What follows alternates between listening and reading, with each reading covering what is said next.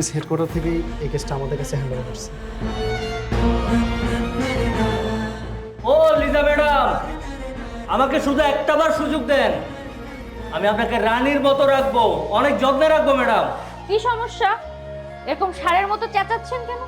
এটা কি আপনি গাবতলির হাট পেয়েছেন যে চেঁচাচ্ছেন? চুপচাপ বসুন। চুপচাপ বসে থাকবো কেন ম্যাডাম?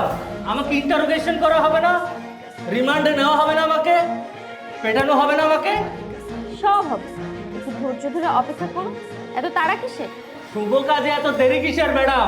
এখনই শুরু করুন না। মার খাওয়ার এত শখ? যাচ্ছে, জি আমার লাঠিটা দেন। প্লিজ।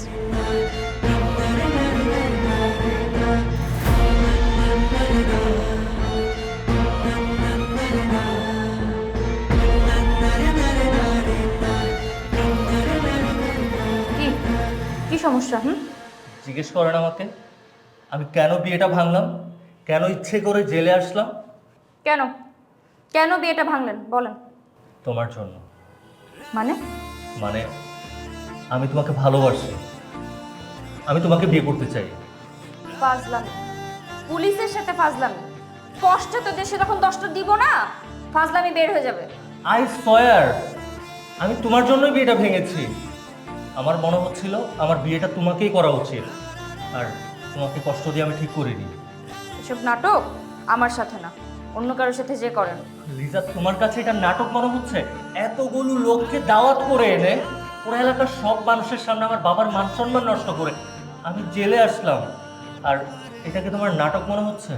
এতদিনে আপনার সুবুদ্ধির উদয় হয়েছে তো তাতে কি? আপনি ভাবলেন কিভাবে আমি রাজি হয়ে যাব?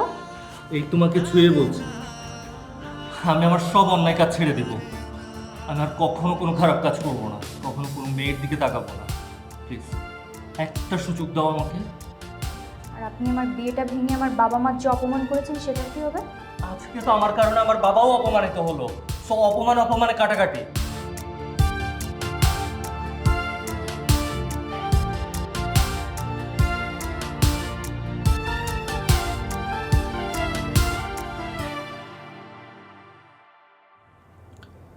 ম্যাডাম বলছিলাম রাজি হয়ে যান। শাহিদ সাহেব, আপনি ওই ক্রিমিনালটার পক্ষে কথা বলছেন? না, উনি কিন্তু অনেক ভালো মানুষ, একটু দুষ্টু প্রকৃতির, কিন্তু মনটা কিন্তু অনেক ভালো।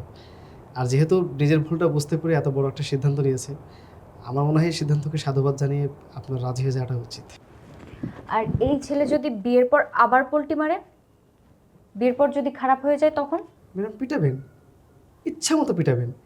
মানে এখন তো আপনি ইস্যু ছাড়া ওনাকে পিটাইতে পারেন না, গ্রেপ্তার করতে পারেন না। তখন তো আপনার ঘরের বর আর আপনি বউ, তাই না? আপনি সকাল বিকাল ইচ্ছা মতো পিটাবেন, কোনো সমস্যা নাই।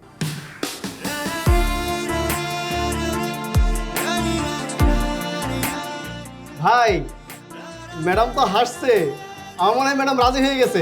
ম্যাডাম রাজি হয়েছে, আলহামদুলিল্লাহ। হেই!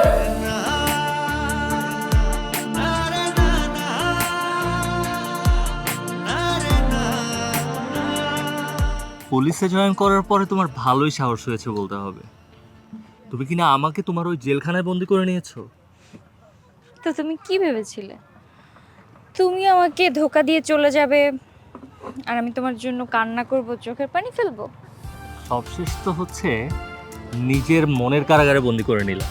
বন্দি হওয়ার সুযোগ দিলাম, তাই পারলে।